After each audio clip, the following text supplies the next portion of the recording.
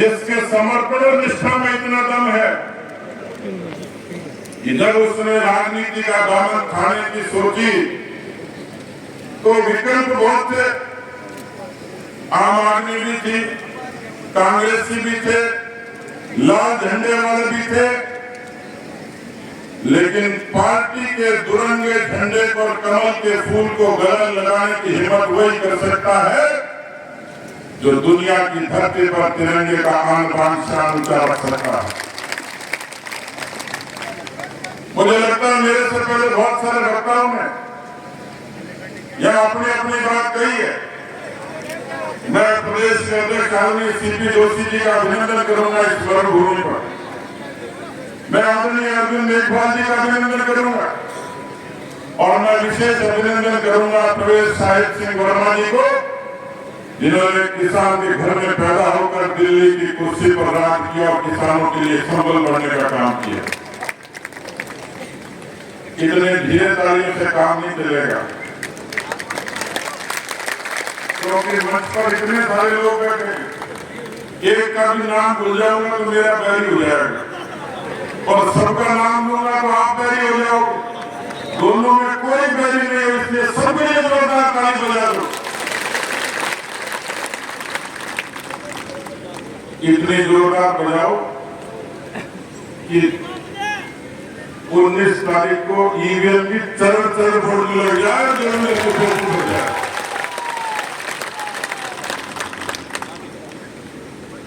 मुझे लगता है कि मंच के लोगों ने सारी बात कही हो। जन धन से लेके, उज्ज्वला से लेके, आयुष्मान से लेके, आवास से लेकर बहुत सारे लोगों ने राम मंदिर की भी बात कही हो, और राम मंदिर के बारे में लंबी बात कहने की जरूरत नहीं। राम का मंदिर वो नहीं बना पाए जिनका राम निकला हुआ था, लेकिन जिसके दिल में राम था उसने राम का मंदिर बना के दिया। ये आपका रामसर का सौभाग्य है। दुनिया का युद्ध इतिहास गवाह है कि वाजपेयी जी के समय में जो युद्ध हुआ था वो कारगिल का युद्ध पूरे दुनिया के युद्ध इतिहास का अनूठा युद्ध था।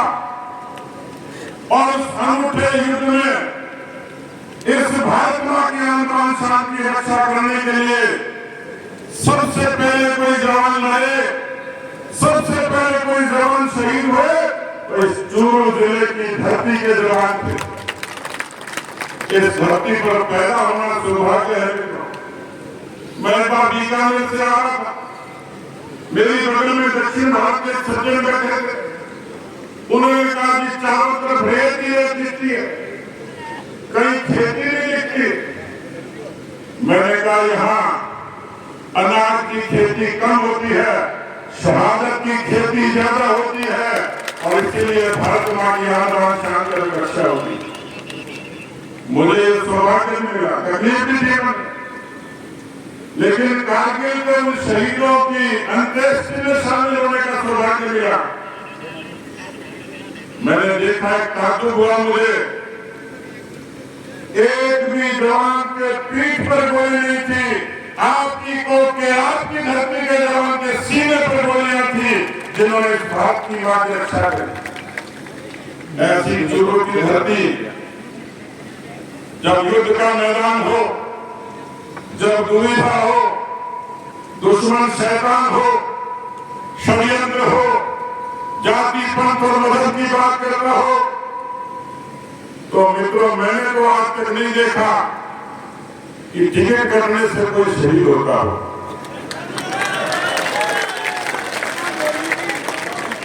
टिकट करने से कोई शहीद होता है, उस खानदान में भी बता दो जो सीमा की लड़ा होगा। लेकिन 1971 में ले जाना चाहूंगा आपको कि चूरू की धरती पर 1971 में पूरी राजनीति की शुरुआत हुई उस खानदान से हुई जिसने किसी सिटिंग विधायक की हत्या की। आपका दिल अभी भी नहीं माने, लेकिन जिस परिवार के, जिस खानदान के दरवाजे पर सरपंच को लेकर सांसद तक पहुंचा दिया, एक घर के राशन कार्ड के सारे सदस्य, प्रधान, प्रमुख और संसद विधायक बन गए हो। ऐसा पार्टी की रीति नीति में विधान में आज तक मैंने नहीं देखा। और फिर भी कोई कहे मैं शहीद हो गया, तो ये तो चुनौती है चूरू जिले के लोगों को, ये चुनौती है कारगिल के शहीदों की उस सम्मान और श्रद्धांजलि को। चूरू जिले का किसान, चूरू जिले का नौजवान, चूरू जिले का कार्यकर्ता किस तरीके का फैसला करता है बोल आपके बारे में मैं पूछना चाहता हूं। किसी मंच पर तकरीर कर लो, किसी मंच पर बहस कर लो, यदि टिकट कटना साबित होती तो इनाम तो राजेंद्र जी को मुझे सबसे पहले मिलना चाहिए। टिकट कटना साबित होती तो 2003 में इनाम मुझे मिलना चाहिए था। 2003 की उस सभा को देखिए जब मैंने कहा भारतीय जनता पार्टी ने मेरे नाम पर विचार किया, मुझे अवसर मिल गया, कोई बात नहीं, भारतीय जनता पार्टी मेरी मां जैसी है, मेरा कफन भी होगा तो भारतीय जनता पार्टी के तिरंगे का होगा। नैतिकता, किसानी, परिश्रम, समर्पण, निष्ठा, धर्म तो ये था कि आज वही शख्स यदि देवेंद्र झाड़िया के और सीपी जोशी के बगल में बैठा होगा, मुझे लगता है कि उसकी शहादत नहीं, उसका मान सम्मान और ऊंचा होगा। मैं आप लोगों से पूछना चाहता हूं, लोग चर्चा करते हैं सत्ता का भाव इतना ज्यादा है, और आप और मैं तो सत्ता लगाता नहीं, सत्ते का धंधा कौन करता है? ये चुनौती भी आपको है, ये चुनौती भी आपको है। मैं आप लोगों से पूछना चाहता हूं, आपको जवाब देना चाहिए, आपको चौपाल पर जवाब देना चाहिए, उन जवानों पर ताले लगा देने चाहिए जो चौपाल पर ये तकरीर करते हैं कि टिकट करने से कोई शहीद हो गया। मैं आपसे पूछना चाहता हूं, मेरे ख्याल से देवेंद्र का घर देखो, देवेंद्र के माताजी और पिता माताजी को देखो और उनके परिवार को देखो, देवेंद्र का रहन सहन देखो, देवेंद्र की संजीदगी देखो, देवेंद्र की तिरंगे के प्रति निष्ठा देखो।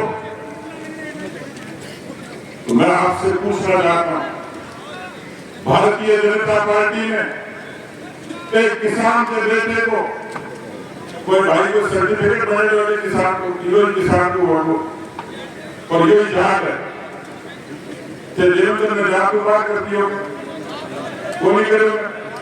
तो देवेंद्र को विधान लोकसभा की टिकट को हक भोग नहीं हो, योग्यता देवेंद्र को हक भोग नहीं हो, देवेंद्र तिरंगे को मान करे को नहीं करे, देवेंद्र तिरंगे की इज्जत करीब नहीं करे, देवेंद्र मोदी जी की इज्जत करीब नहीं करे, देवेंद्र बीजेपी की इज्जत करीब नहीं करे, देवेंद्र राजस्थान की माटी की इज्जत करीब नहीं करे, देवेंद्र चूरू जिले की इज्जत करीब नहीं करे। तो देवेंद्र ने टिकट मिलकर तो गुनाह हो गया, थाने पूछूंगा गुनाह है कि गुनाह है कि गुनाह है कि गुनाह है कि गुनाह क्या हुआ जी? गुनाह उनको है कि जिन्होंने 33 साल तक सत्ता की माई की, जो कालरी के सरपंच से लेकर हिंदुस्तान की दुनिया के सबसे बड़े लोकतंत्र में 4 बार है, 2 बार बेटा रहा। मुझे लगता है सबसे बड़ी चुनौती आप लोगों को यही है कि खानदान की विरासत को उखाड़ कर एक देवेंद्र जैसे सहज सरल और सच्चे लोगों ने मार्ग कर दिया। और मैं आपको निवेदन करना चाह रहा हूं, अभी वैसे जब प्रहलाद जी बोल रहे थे कि दुर्भाग्य होगा, तो अर्जुन जी बगल में कह रहे थे।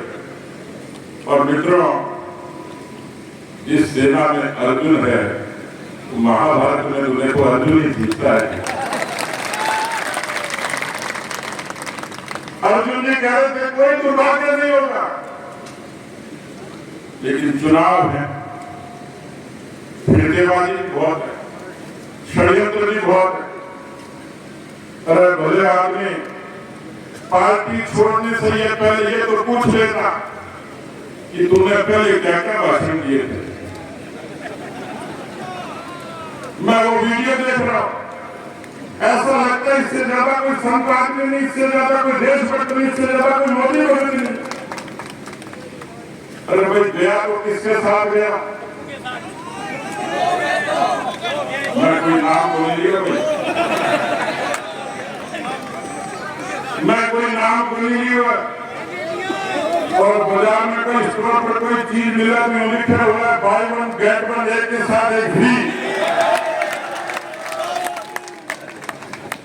तो चूरू जिला धर्मशाला है कि भाई एक के साथ एक फ्री मिला, या कोई अंडरवियर की दुकान है कि एक के साथ बढ़िया फ्री मिलेगी।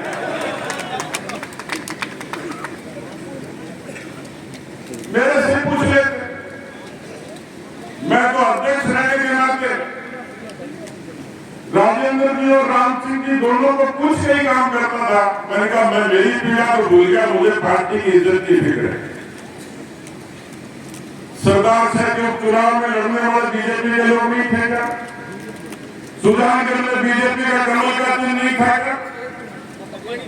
गारंटी लेने के बाद भी किस तरीके का जो हुआ मैं कहना नहीं चाह रहा, लेकिन पार्टी बदलनी थी और केवल यही भी थी। एक बार सलाह करते मैं ये कहता हाथ मिलकर, अरे भले आदमी ये तो देखो, जिस अटल बिहारी वाजपेयी ने किसान कौम के लिए किसान क्रेडिट कार्ड, फसलों की बीमा योजना, प्रधानमंत्री ग्राम सड़क योजना जैसी योजना दी, रामगढ़ और चूरू के कारगिल के शहीदों को पैकेज दिया, उस नरेंद्र मोदी जी के बारे में सोच के जिन्होंने प्रधानमंत्री किसान सम्मान निधि दी, उस प्रधानमंत्री के बारे में सोच के जिन्होंने खेती का बजट 21,000 करोड़ से 1,25,000 करोड़ कर दिया। मेरे पास कहने के लिए बहुत सारी बातें हैं, लेकिन मंच के लोग मेरे को बार बार देख रहे हैं। हो सकता है वो किसी को कुर्ता खींचने का इशारा भी करते हैं। मैं हरियाणा गया था, अब मेरी नौकरी हरियाणा ही होगी, बहुत फोन लग गए, रिश्तेदार आजा देख ला करना, मैंने कौन देखना थे। तो मैं मीटिंग में गया तो फौजी बोलने के लिए खड़ा हो गया। अब फौजी की बात तो 1947 से शुरू होती है। अब पीछे से सही में कुर्ता खींच रहा, फौजी ने कहा कि तुमने खींच ले, भले ही पार्ट किया बना जो सोचकर मैं बात पूरी करूंगा। मेरे से पूछे कौन सी पार्टी में जाना? मोदी को देखते, देश को देखते, तिरंगे को देखते, 40 साल का इतिहास देखते, अरे कौन सी पार्टी में जाके डूबे जिसने चूरू जिले के किसानों के बेटों को खून के आंसू पीने पर मजबूर कर दिया। वो पार्टी पकड़ी, पेपर लीक के कारण बच्चों ने आत्महत्याएं कर ली। मैं आपसे पूछना चाहता हूं, मैं और सीपी जोशी जी जो लड़ाई लड़ रहे थे, इन पेपर लीक के चोरों के खिलाफ लड़ रहे थे। आपको बताइए पेपर लीक से आपके बच्चे को तकलीफ हुई थी नहीं हुई थी? हुई थी नहीं हुई थी? तो जो पेपर चोरों का साथ देगा, उन चोरों के साथ लड़ोगे क्या? मैं थोड़ी आवाज जोरदार रहेगी तो मैं मौजूद आवाज। पेपर लीक के चोरों को साथ दोगे क्या? पेपर लीक के चोरों को साथ दोगे क्या?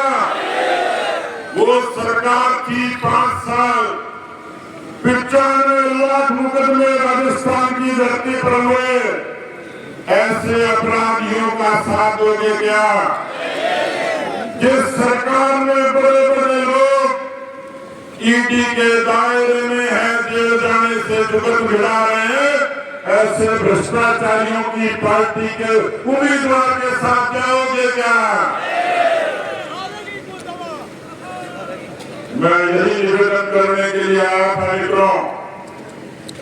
इतिहास को बनते और बिगड़ते देर नहीं लगती है, लेकिन मुझे लग रहा है कि ये चुनाव देश की अस्मिता और सम्मान और स्वाभिमान का चुनाव तो है। किस लिए है? इसलिए है कि जब आप चौपाल पर बीड़ी फूंकते फूंकते ताश खेलते खेलते जब ये कहते थे कोई माइकल और पैदा होगा जो 370 खत्म करेगा, वो माइकल और अमित शाह और नरेंद्र मोदी पैदा हुआ जिसने आपके उन सैनिकों का सम्मान किया। मैं वीडियो देख रहा, आज का ताजा वीडियो, पाकिस्तान में 85 साल के हिंदू ने केला खा लिया। वहां के लोगों ने, वहां की हुकूमत ने उसकी बहुत निर्मम पिटाई करी। क्यों करी? कि रमजान के महीने में हमारा रोजा है, तुझे भी अपने रोजे में खाने का कोई हक नहीं है। अरे नरेंद्र मोदी जी की तरफ दे देते जो सबका साथ सबका विकास करके हर घर के चिराग को रोशन करता है, क्या ऐसी पार्टी के उन नियत के लोगों के साथ जाओगे क्या? और इससे मैं अपनी बात खत्म करने से पहले, क्योंकि मेरे पीछे हलचल शुरू हो गई, वो कह रहे ताली बजाए, अविनाश जी कह रहे ताली बजाए, तो अविनाश जी सैनिक के लिए जोरदार ताली बजाओ। अगर पिछली मीटिंग में इन्होंने मेरे को गारंटी दी थी, वैसे गारंटी तो एक ही चल रही है आजकल, कौन सी गारंटी? मोदी की गारंटी।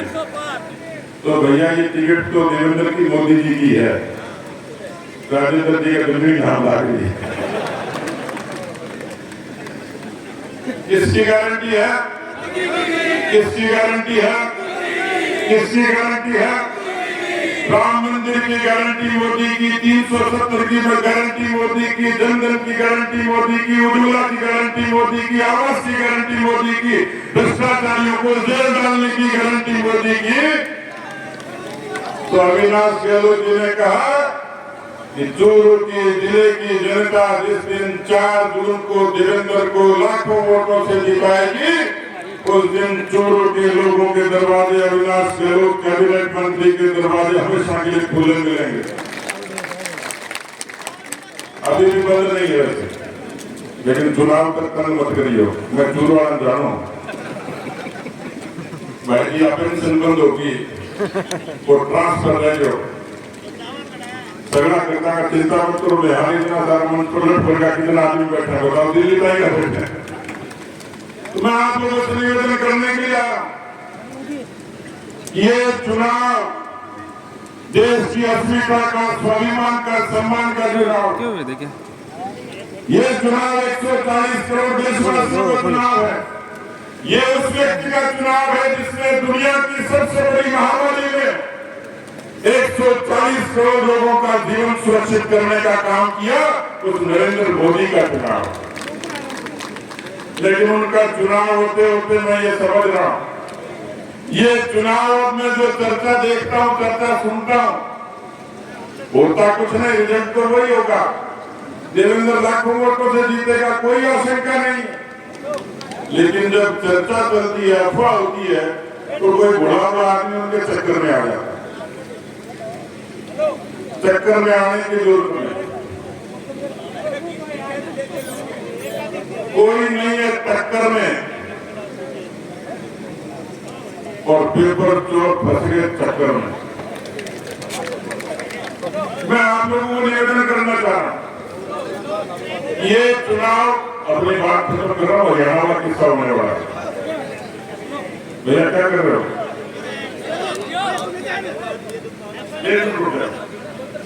अभी अध्यक्ष जी का भाषण हो गया, उसके बाद बांटते हैं, तो टिकट को छोड़ गए। तो मैं आपको निवेदन करना चाह रहा हूं, ये चुनाव देश का चुनाव, प्रदेश का चुनाव, लेकिन ये चुनाव चोरों की आजादी का चुनाव है, और ये जंग आप लोगों को लड़नी है। लगाओ, ये चोरों का चुनाव, चोरों की आजादी का चुनाव है, और इस आजादी में भाई देवेंद्र को पूरी मजबूती से, पूरी इज्जत से, पूरी शान से आप भाई देवेंद्र के माथे पर तिलक लगाओ। मैं आपको भरोसा देता हूं, इतिहास पूरी मजबूती से लिखा जाएगा। चूरू जिले की आवाम के लिए, किसान के लिए, नौजवान के लिए एक नए युग की शुरुआत होगी। बहुत बहुत धन्यवाद। जय हिंद, जय भारत।